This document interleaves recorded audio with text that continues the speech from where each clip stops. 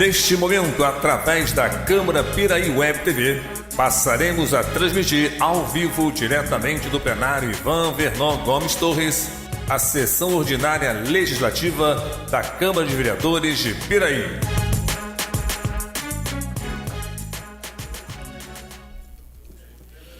Boa noite a todos. O senhor secretário fará a chamada dos senhores vereadores para efeito de quórum. Alzemiro dos Santos Dias, Charles Torres Dias, Darley Gomes de Moraes, Anderson da Silva, Flávio de Almeida Ribeiro, João Roberto Ladeira da Costa, José Paulo Carvalho de Oliveira, Luiz Fernando Colucci Júnior, Mário Hermínio da Silva Carvalho, Moacir Gonçalves da Rocha Júnior presente, Wilden Vieira da Silva. Com as bênçãos de Deus e havendo número legal, declaro abertos os trabalhos referente à 23ª sessão ordinária do primeiro período, colocando em discussão e votação a ata da sessão anterior. Os vereadores que aprovam mantêm-se como estão. Aprovado. Solicito ao secretário que faça a leitura do expediente. Indicação número 156/2014, Darley Gomes de Moraes, vereador, no uso de suas prerrogativas, indica ao excelentíssimo senhor prefeito municipal a necessidade de determinar à secretaria competente o fornecimento de uniformes a todos os servidores da prefeitura, inclusive para os lotados na Secretaria de Serviços Públicos, notadamente os coveiros municipais.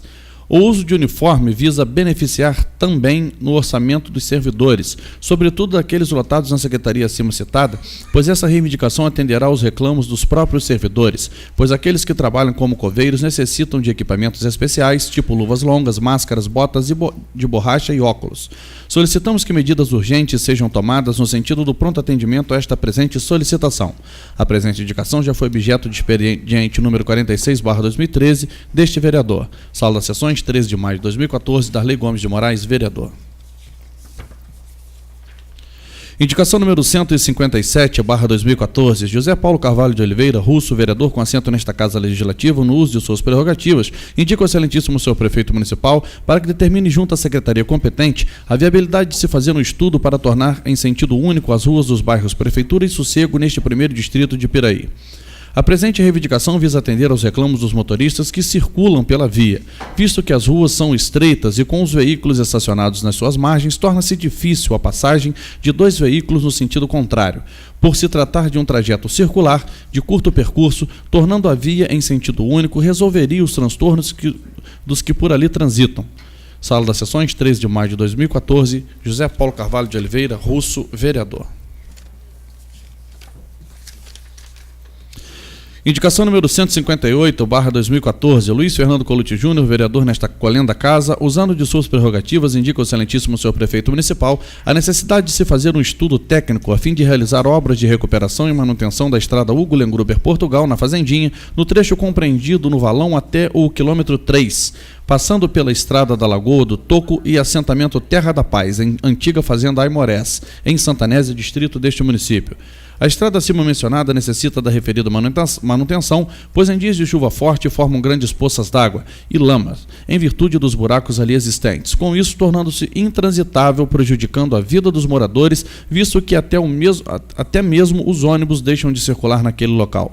Face ao exposto, esperando atenção por parte do excelentíssimo senhor prefeito municipal, apresento a presente indicação aguardando o seu pronto atendimento. Tal expediente já foi objeto de igual teor na indicação de número 44/2013 de autoria deste vereador. Sala das Sessões, 13 de maio de 2014, Luiz Fernando Colucci Júnior, vereador. Indicação número 159/2014, Luiz Fernando Colucci Júnior, vereador com assento nesta Casa Legislativa, indica ao excelentíssimo senhor prefeito municipal a necessidade de se determinar à secretaria competente a implantação de uma área de lazer com brinquedos infantis e academia da terceira idade com cobertura no bairro Rosa Machado, neste primeiro distrito. A solicitação acima em referência vem ao encontro dos anseios dos moradores daquela localidade em virtude do crescente número de idosos, e com a implantação da academia, eles terão um local para praticarem seus exercícios, e com isso, trazendo uma melhoria na qualidade de vida, visando assim a prevenção e o controle de algumas doenças, inclusive naquele local não existe atrativo para as crianças e adolescentes, o que viria a beneficiá-los. Tal proposição já foi objeto de igual teor de expediente número 45/2013, de autoria deste vereador. Sala das Sessões, 13 de maio de 2014, Luiz Fernando Colucci Júnior, vereador. Indicação número 160/2014. Luiz Fernando Colucci Júnior, vereador com assento nesta casa, indica ao excelentíssimo senhor prefeito municipal a necessidade de se determinar à secretaria competente que seja providenciada a colocação de quebra-molas nas ruas Olavo Carneiro Pinto e Edson Mota, situadas no ponto 40 e na Avenida Luísa Beatriz Figueira, na entrada do referido bairro em Santanese, distrito deste município. Faça necessária a colocação dos quebra-molas naquele local, pois os abusos de velocidade por parte de motoristas e motociclistas têm sido constantes, pondo em risco a vida dos transeuntes, principalmente crianças e idosos, causando grande preocupação a todos os moradores daquela localidade. Sala das Sessões, 13 de maio de 2014, Luiz Fernando Colucci Júnior, vereador.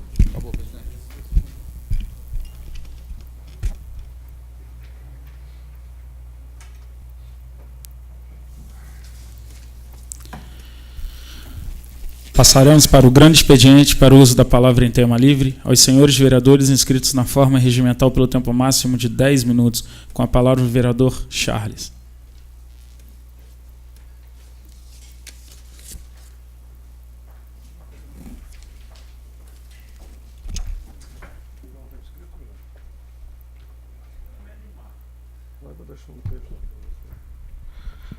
Boa noite, senhor presidente, senhores vereadores, público presente, internautas. Queria hoje fazer comentários aqui a respeito de uma data histórica, onde comemoramos hoje o fim da escravidão nesse país. Há 126 anos atrás, nós tivemos promulgada a Lei Áurea, que deu fim a esse regime, que na verdade serviu, para alavancar a economia desse país, mas todos sabemos de uma forma muito dura, muito cruel, muito covarde, onde pessoas, seres humanos foram retirados do seio de suas famílias e trazidos à força para prestar serviços braçais, sem qualquer tipo de remuneração, enfim, sem qualidade de vida nenhuma. Eram escravos, viviam acorrentados e comiam o que sobrava, o que restava, o resto. Graças a Deus é um período negro da nossa história que se encerrou. Infelizmente, ainda hoje temos convivido, temos assistido, através das TVs, das redes sociais, e até pessoalmente, às vezes, assistimos a quadros de racismo, não só no Brasil, mas em diversos países no mundo. Coisa de gente ignorante, coisa de imbecis, que não conseguem perceber e entender que somos todos iguais, independente da cor, independente da raça, independente do credo, da sua opção sexual, da sua opção religiosa.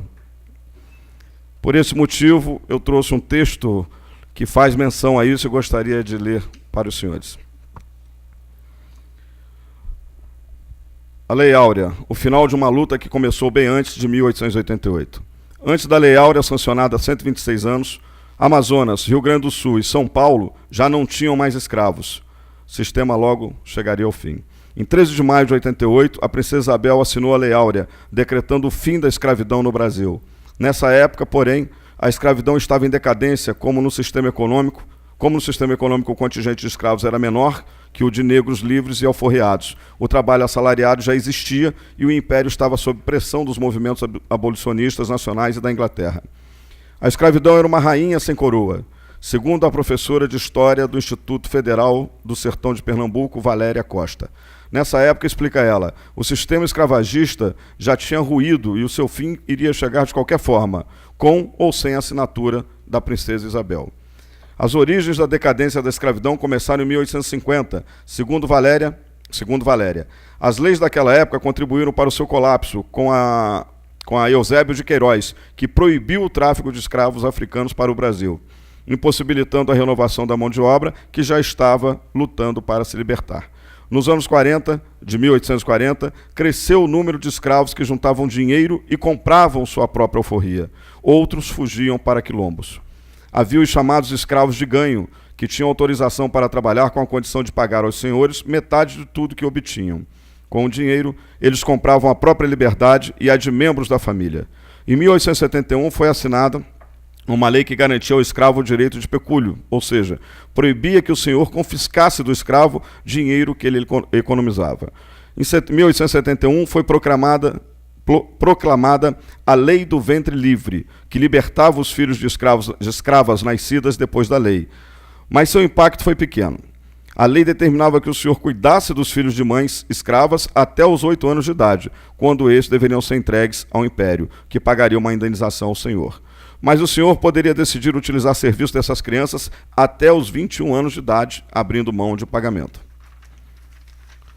A maioria optou por ficar com as crianças. Era uma cultura senhorial, e os senhores queriam ter pessoas para servi-los, segundo a professora. Com o crescimento do movimento abolicionista em 1880, alguns segmentos aderiram à causa, como os intelectuais e negros livres, que, nessa época, já eram uma parcela significante da população. Alguns abolicionistas influentes eram negros, como Luiz Gama e André Rebouças, e até o escritor Machado de Assis. O estado do Ceará, em 1884, já tinha banido a escravidão do seu território, 4 anos antes da Lei Áurea. Segundo Mary, antes da Lei Áurea, os estados do Amazonas, Rio Grande do Sul e São Paulo também já não tinham mais escravos. O Brasil foi o último país do mundo a abandonar esse sistema. Eu já até havia comentado isso aqui numa sessão passada, né, sobre essa condição do Brasil em relação à escravidão. A Lei Áurea repercutiu nos grandes centros que existiram, mas existiram pequenas propriedades que levaram semanas e até meses para saber da nova lei. Depois dos libertos, alguns ex-escravos permaneceram com seus antigos senhores, por não terem para onde ir. Para Valéria, a libertação não lhes deu cidadania, porque se tornaram reféns da falta de trabalho e moradia. Nem todo negro era escravo. Para Valéria, é importante destacar que negro não é sinônimo de escravidão. Desde o começo da escravidão, havia negros nobres, ou comerciantes, ou ainda traficantes de escravos, além dos filhos de escravas libertas. Esses negros não conheceram a escravidão. Havia também um grande número de escravos alforriados em 1888 que já trabalhavam recebendo remuneração antes da abolição. Isso aponta para um outro fato histórico importante. Não houve transição da escravidão para o trabalho remunerado. Na verdade, eles coexistiram durante muito tempo. A imigração de europeus começa a partir da década de 1850, logo após a lei antitráfico. As elites escravocratas não queriam mais africanos porque eles traziam para o Brasil seus maus hábitos e vícios, como eram consideradas a música, as danças e as religiões africanas, que hoje é parte da nossa cultura, se não 100%, né? A maior parte dela é formada por esses hábitos e vícios, entre aspas, trazidos pela cultura, pelos africanos.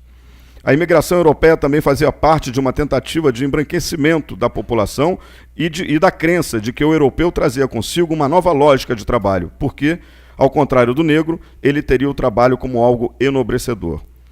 Trazer imigrantes e não dar suporte para a população de negros livres, para que a população de negros livres se integrasse ao trabalho assalariado, foi uma forma de isolar a população negra, porque após a abolição eles estavam disputando os mesmos postos de trabalho. Disputa em que o imigrante levava vantagem por causa do racismo, da crença que o trabalhador branco europeu era melhor e menos preguiçoso do que o negro. Segundo Valéria, havia assim diferenças entre os libertos e os imigrantes, devido às condições em que estes se encontravam. Os imigrantes queriam juntar dinheiro e voltar para os seus países.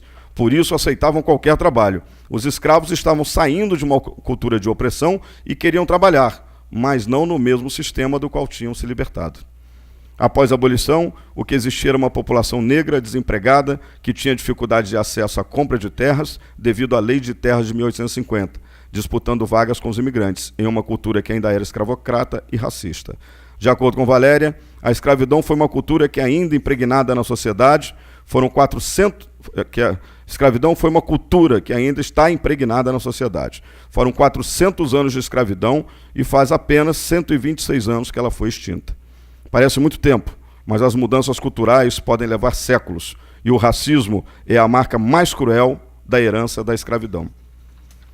Então, senhores, esse texto relata, né, de uma forma sucinta e objetiva, o que nós vivemos ao longo desses 126 anos após a escravidão, o início da escravidão e os 126 anos. E, infelizmente, os direitos ainda não são iguais, assim como também para as mulheres. Não é só a questão do negro, a questão da mulher também. Ela ainda não detém os mesmos direitos que os homens perante a sociedade, sabemos disso. Mas isso é uma questão de tempo, é uma questão realmente cultural, Né? À medida em que nós evoluímos como pessoas, como seres humanos, nós passamos a perceber e observar que realmente nada mais somos do que matéria. E que não somos melhores do que ninguém, que não somos melhores um do que o outro, em nada. Podemos ter um poder aquisitivo maior, talvez um pouco mais de conhecimento, um pouco mais de experiência de vida, mas como seres humanos, como pessoas, somos todos iguais. Obrigado, senhores.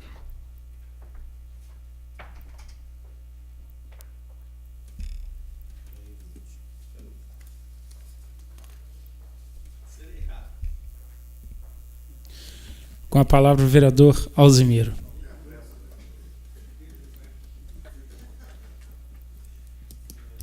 Boa noite, presidente, demais membros na mesa, Vossa Excelência, companheiros vereadores, o público presente.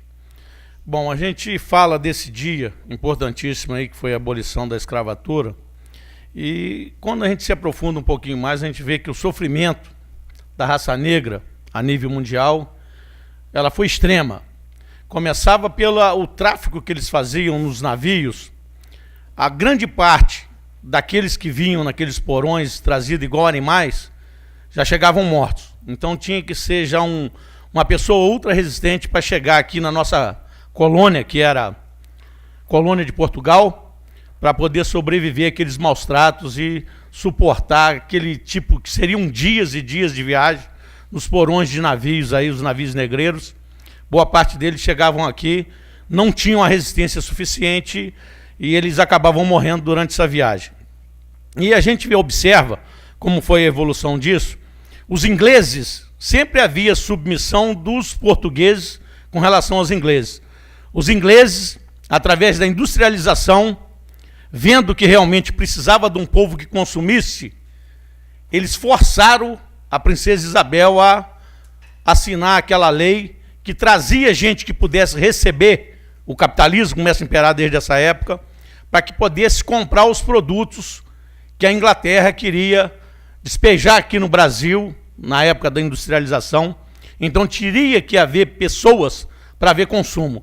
O Brasil começou tudo errado. Na época da colônia, isso aqui é como se fosse uma colônia penal. Os portugueses mandavam para cá os degradados. Aqueles que eram um castigo, vai para o Brasil. Eles mandavam os portugueses para cá. Então assim foi colonizado, e ali começou a exploração do trabalho escravo, e eles realmente, na época aí de produções, e mandava toda a riqueza praticamente que a gente tinha, era um bypass passando Portugal, mas quem se locupletou disso, da madeira, do ouro retirado no Brasil, foram os ingleses, que depois acabaram colonizando os Estados Unidos, e hoje essa potência mundial que domina todo o nosso universo. E a gente fica observando, na África do Sul até bem pouco tempo, havia segregação racial. Onde estudava o filho de um branco, não poderia o filho do negro. No ônibus que andasse o negro, não poderia andar as pessoas de raça branca. E depois tiveram aquela covardia que no ano passado nós perdemos o Nelson Mandela. Ele ficou 28 anos da vida dele num presídio, por uma questão racial.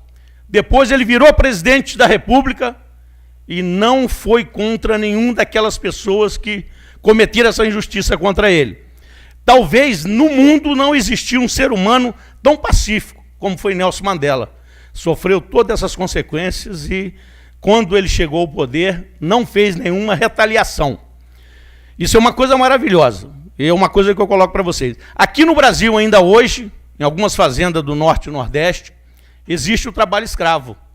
A gente está vendo agora aí, está acontecendo hoje, o problema dos haitianos, que estão entrando pelo Acre. Permite uma partezinha, vereador, só para complementar, a nossa região, que foi muito rica durante o período, durante o Império, principalmente por conta do café, do plantio do café, ela chegou a ter, em Arrozal, se eu não me engano, mais de 9.000 escravos registrados.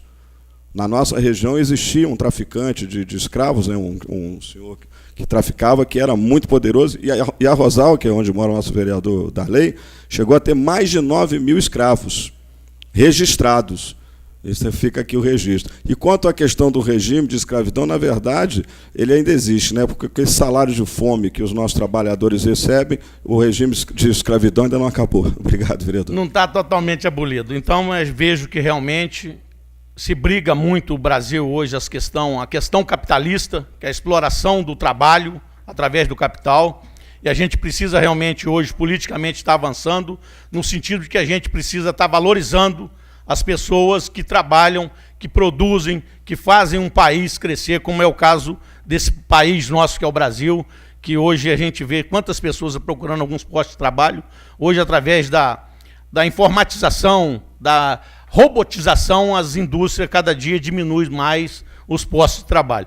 Então isso a gente vai ter que estar realmente qualificando cada vez mais os nossos trabalhadores para que venham ocupar esses postos de trabalho e tenham uma remuneração decente. Um dos marcos que a gente vai falar para vocês que evoluiu bastante foi a eleição do presidente Barack Obama. Ele é um negro, foi eleito como presidente da maior nação do mundo, que é os Estados Unidos. E tivemos também, na corte brasileira aqui, o Joaquim Barbosa, é um negro também, foi primeiro na história que deu esse exemplo aí, com aquele julgamento gigantesco aí, que foi do Mensalão.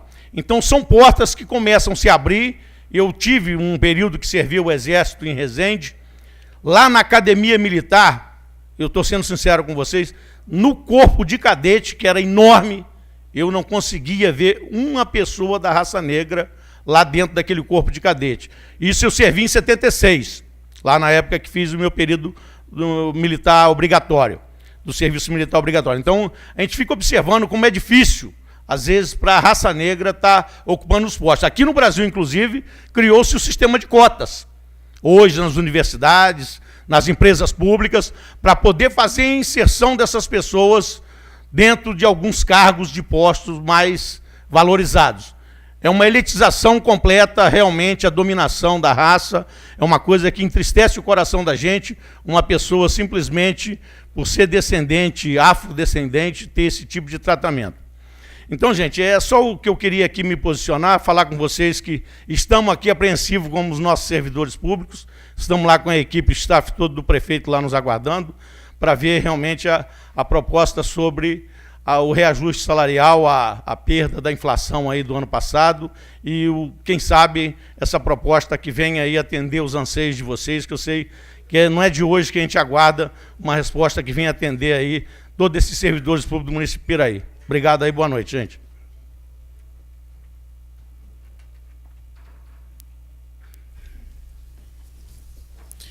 Passaremos para a ordem do dia. Coloca em discussão e votação o único requerimento 48/2014 do vereador José Paulo de Carvalho, Russo, ao excelentíssimo senhor prefeito municipal, solicitando providenciar junto à Light a retirada da vegetação que está sobre a rede elétrica no entroncamento da Rua das Laranjeiras com a Rua Cornélio Ferreira e na Rua do Contorno, no bairro Ponte das Laranjeiras, nesse primeiro distrito. Os vereadores que aprovam mantêm-se como estão. Aprovado. Coloca em discussão e votação o único requerimento 49/2014 do vereador José Paulo de Carvalho, Russo, ao excelentíssimo senhor prefeito municipal, solicitando providenciar junto à Light que seja levantados os ramais da rede elétrica na Rua das Laranjeiras em toda a sua extensão, no bairro Ponte das Laranjeiras. Os vereadores que aprovam mantêm-se como estão. Aprovado. Passaremos para a explicação pessoal com a palavra o vereador José Paulo, Russo.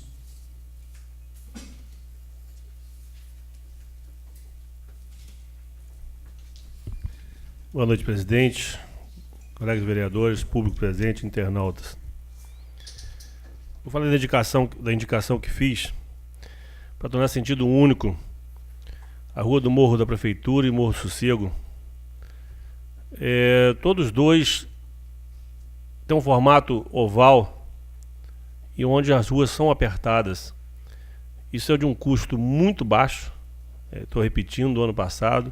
Eu acho que não precisaria estender por esse tempo todo. Eu tenho certeza que os moradores dos dois bairros gostariam que fosse isso, porque torna-se possível um carro parar na rua e o outro passar. Dessa forma que lá hoje se encontra com a mão para um lado e para o outro, não é possível. Tem que parar, um dar ré. Eu acho que um troço tão barato, uma faixa que vai pintar no chão, uma placa, acho que isso, o custo aí é quase zero. Então, eu gostaria muito que o Executivo visse com carinho, quem sabe resolver esse problema desses dois bairros. Quero falar um pouquinho também da escravidão. E o vereador Charles, o vereador Alzimiro já falaram bastante coisa. Eu acho que a questão não é racismo ao negro. Eu acho que a questão é a pobreza. São 126 anos que já se passaram e continua a mesma coisa. Os grandões sempre mandando. O poder, pelo poder de qualquer forma. Então, enquanto tiver isso, eu acho que vai sofrer, vai ser o pobre. Independente de ser preto, branco e qualquer raça. Então, eu acho que nós temos que combater a pobreza, essa diferença que existe entre a gente. Esse que é o grande problema do Brasil hoje. Porque em 126 anos, se não resolveu, pode ter certeza, nós vamos continuar por muitos e muitos anos sem resolver. E não é o negro, que eu desde que eu me entendo por gente, o racismo, pelo menos onde com as pessoas que eu convivi, pelo menos eu não vi muito isso. O grande problema é a nossa pobreza. Talvez, Alzimiro, porque eu tenha começado errado, e diz que tudo que começa errado termina errado. Vamos torcer para que o nosso país, pelo menos, termine certo, né? Já ter cometido tantos erros no início. É só isso, muito obrigado.